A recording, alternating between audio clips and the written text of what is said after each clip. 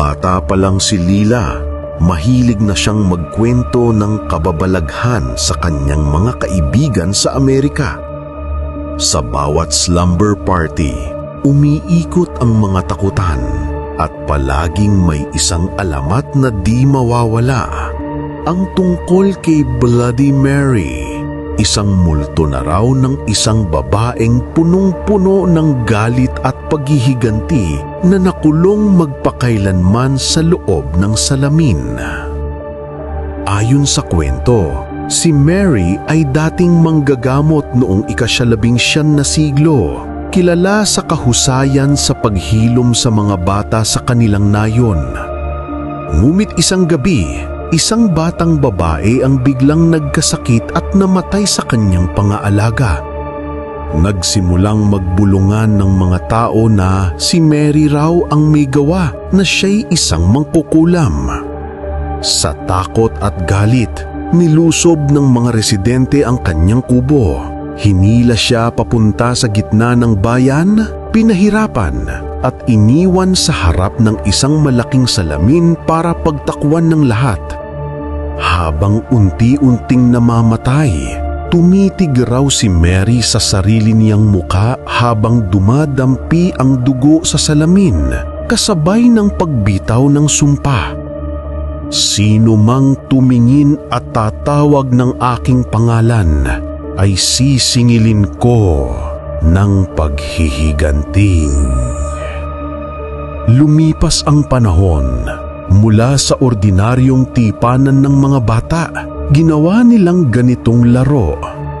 Papasok sa madilim na banyo, patayin lahat ng ilaw at magsindi ng isang kandila sa harap ng salamin. Kapag tumitig ka sa sarili mong mata at marahang binigkas ng 3 ulit ang Bloody Mary, sinasabing lilitaw ang multo ni Mary. Maputla ang muka, duguan ang mata, mahaba ang buhok at nakangiti ng may mahahabang ngipin.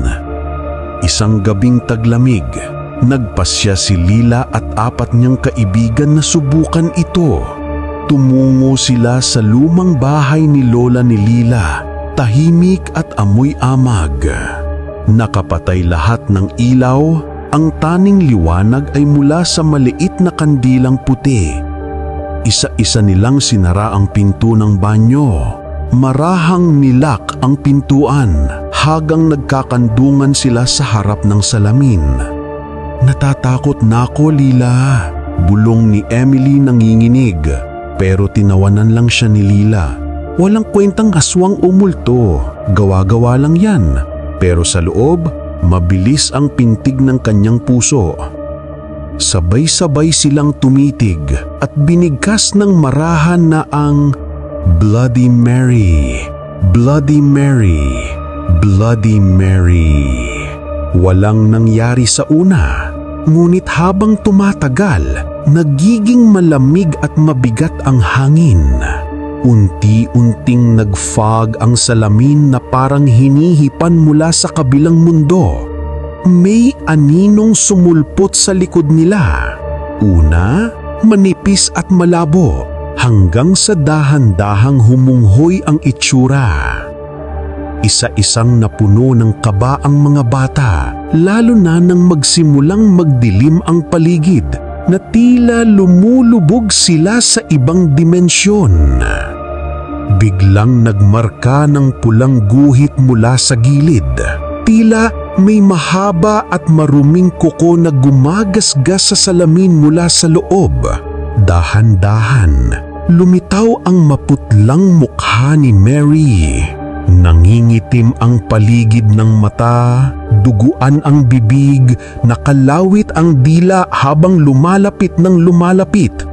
Tumili si Emily, pero walang tunog na lumabas, tila kinagat ng dilim ang kanyang tinig. Ang batang si Tom ay napatalon at binato ang kandila, ngunit hindi ito namatay. Bagkus, mas luminaw ang liwanag at parang nagiging pula ang apoy. Nagpalitang tingin at sigawan ng mga bata, ngunit hindi sila makalabas. Hindi gumagalaw ang pinto. Bumundol ang malamig na hangin mula sa likuran ni Lila. Nang lingunin niya, halos humilik na sa pisngi niya ang anino ni Mary. Nanlalaki ang mga mata, hinihila ang dugo ang kuko at humahaplos sa kanyang balikat. Naramdaman niyang parang pinipiga ang kanyang dibdib, mahapdi at masikip.